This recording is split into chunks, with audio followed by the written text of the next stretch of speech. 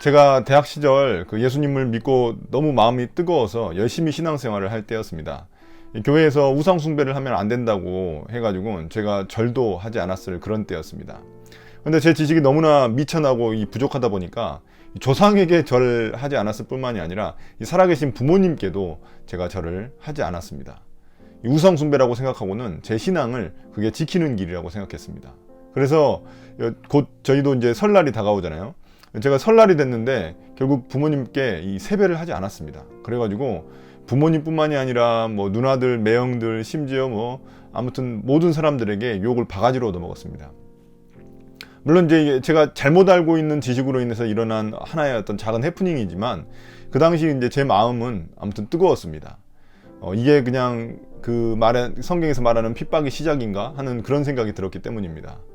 저는 조금 좀 잘못된 그런 케이스였지만 아무튼 신앙 때문에 일어나게 되는 이런 대립들이 이 가족들 간에도 존재한다는 것은 사실입니다. 오늘 말씀 속에서 그럼 왜 이런 대립들이 일어날 수밖에 없는지에 대해서 알아보도록 하겠습니다. 오늘 말씀은 누가복음 12장 49절부터 59절입니다. 나는 세상에다가 불을 지르러 왔다. 불이 이미 붙었으면 내가 바랄 것이 무엇이 더 있겠느냐. 그러나 나는 받아야 할 세례가 있다. 그 일이 이루어질 때까지 내가 얼마나 괴로움을 당할지는 모른다. 너희는 내가 세상에 평화를 주러 온 줄로 생각하느냐. 내가 너희에게 말한다. 그렇지 않다.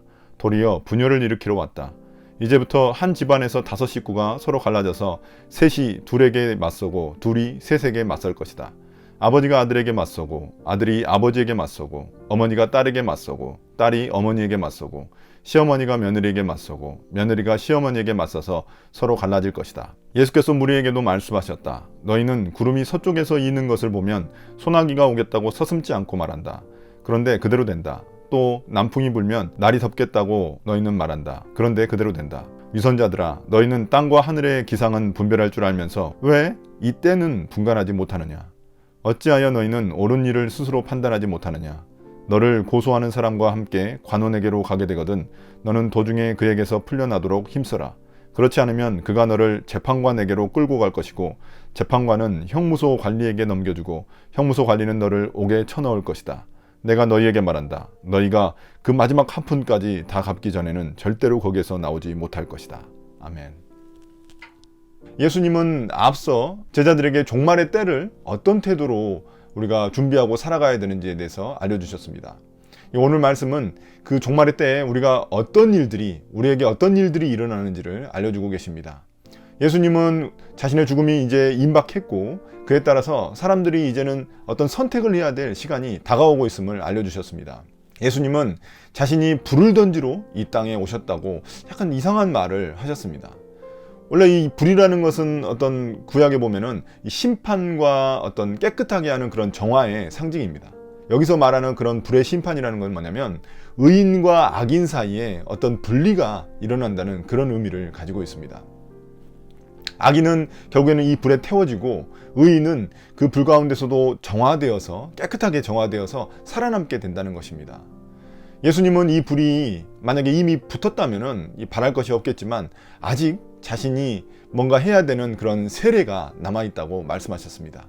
그러니까 그 세례 때문에 결국에는 이 불이 확산되는, 이 불이 붙게 되는 그런 촉발제, 그런 역할을 하는 셈입니다. 그때까지 자신은 그런 어떤 괴로움을 당하게 될 것이라고 말씀하십니다. 여기서 이 세례란 이 십자가의 죽음과 부활을 의미합니다. 물속에 들어가는 것이 십자가의 어떤 죽음이라면 그 물에서 나오는 것은 부활을 상징하는 것입니다. 이 십자가의 죽음에 대한 반응이 결국에는 의인과 악인을 갈라놓는 그런 불의 심판이 임하게 된다는 것입니다. 십자가 죽음과 부활을 믿는 자에게는 구원이 주어지지만 그렇지 않는 자에게는 심판이 주어지기 때문입니다. 이에 예수님은 자신이 이 세상에 어떤 평화를 주러 온 것이 아니라 오히려 분열을 일으키러 오셨다고 말씀하십니다. 원래 이 복음이라는 것이 하나님과 우리 사이의 그 관계가 회복돼서 우리 삶에 평화가 임하는 것을 말합니다. 그러나 그 복음을 받아들이는 사람과 또한 받아들이지 않는 사람, 이 반응이 갈라지기 때문에 그들 사이에는 대립이 일어나게 된다는 것입니다. 심지어 한 집안에서조차 서로 갈라져서 이 가족끼리 대립하게 되는 그런 상황이 벌어진다는 것입니다. 예수님이 여기서 이제 가족의 예를 드신 것은, 이 가족이라는 것은 혈연 관계로 이루어져 있어서 누가 뭐라고 해도 가장 친밀한 그런 공동체를 의미하기 때문입니다. 여기서 이제 등장하는 그런 5 식구도 아마 그 당시에서 말하는 가장 기본적인 가정의 구성원을 의미하고 있는 것 같습니다. 예를 들면 아버지, 어머니, 아들, 딸, 며느리 이렇게 해서 5명인데 그들이 3명과 2명으로 갈려진다는 것은 뭐냐면 가장 기본적인 어떤 공동체의 무리들, 그 무리들로 서로 갈라지게 된다는 것입니다. 그런데 문제는 이런 가족이라는 특수관계, 혈연이라는 특수관계조차도 이 신앙 때문에 이런 분열이 일어날 수 있다는 것입니다. 제가 처음 믿음을 가질 때 저희 집 식구들은 뭐 그렇게 심하게 극심하게 반대하지는 않았습니다. 그러나 어떤 경우에는 어떤 집안은 호족을 파버린다고 할 정도로 극심하게 그런 대립하는 그런 가정도 본 적이 있습니다. 심지어 부부가 그 신앙 문제로 인해서 서로 갈라서는 그런 경우도 본 적이 있습니다. 그러나 예수님은 이런 갈라서고 또 대립하는 상황이 뭐 옳다거나 그게 아니면 그게 바람직하다 이런 의미로 말씀하신 것은 전혀 아닙니다. 다만 이 필연적으로 복음에 대한 서로 다른 반응 때문에 이런 상황이 일어날 수밖에 없다는 것을 우리에게 말씀해 주시는 것입니다. 가족 간의 애정보다도 이 주님에 대한 충성을 우선시한다면 이런 일이 일어날 수밖에 없다는 것입니다. 예수님은 이런 일이 일어날 수밖에 없는데 그럼 너희들은 어떻게 반응할래? 그렇게 말씀하시면서 우리에게 어떤 선택을 요구하고 계시는 것입니다. 그러면서 이제 예수님은 어떤 날씨 비유를 통해서 다시 한 번 더 사람들에게 올바른 반응을 촉구하십니다. 당시 사람들은 이 농사를 지었기 때문에 날씨에 대해서 매우 민감하게 반응했습니다. 그들은 이 구름이나 바람의 어떤 방향을 통해서 날씨를 예측하고는 했습니다. 구름이 만약에 서쪽에서 생기면은 소나기가 올 것이라고 예상을 하고 또 남풍이 불면은 결국 날이 더워질 것이라고 이야기하고는 했었습니다. 그런데 이런 기상현상들은 그렇게 쉽게 해석하면서도 그들이 왜 예수님이 보여준 그 하나님 나라의 현상들을 보면서는 제대로 해석하지 못하느냐라고 말씀하시면서 예수님은 그들을 책망하시는 것입니다. 날씨의 흐름은 그렇게 잘 파악하면서 시대의 어떤 징후는 읽지 못하는 그런 그들의 무능함을, 무지함을 책망하고 계시는 것입니다. 그들은 예수님의 그런 가르침과 수많은 그런 기적들을 보면서도 하나님 나라가 가까이 왔다는 것을 분별하지 못했습니다. 그런 하나님 나라가 왔다는 그런 증거들이 너무나 확실한데도 불구하고 거부하는 그들을 보면서 예수님은 그들을 위선자라고 부르셨습니다. 그리고 예수님은 또 다른 어떤 재판 비유를 들으셔서 다시 한 번 더 사람들에게 올바른 반응을 촉구하십니다. 누군가가 어떤 빚을 갚지 못해서 이 고소를 당하게 되면은 관원, 즉 법원에 이 재판을 받으러 가게 되는데 보통은 고발당한 사람들은 그 관원에 그 법원에 도착하기 전에 어떻게든 합의를 하려고 노력합니다.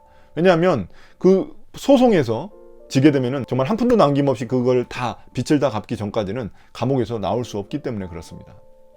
이 비유에서 하나님은 우리의 어떤 재판관 역할을 하시기 때문에 그의 그런 마지막 심판이 결정되기 전까지 우리에게는 어떤 시간과 기회가 주어져 있다는 것입니다.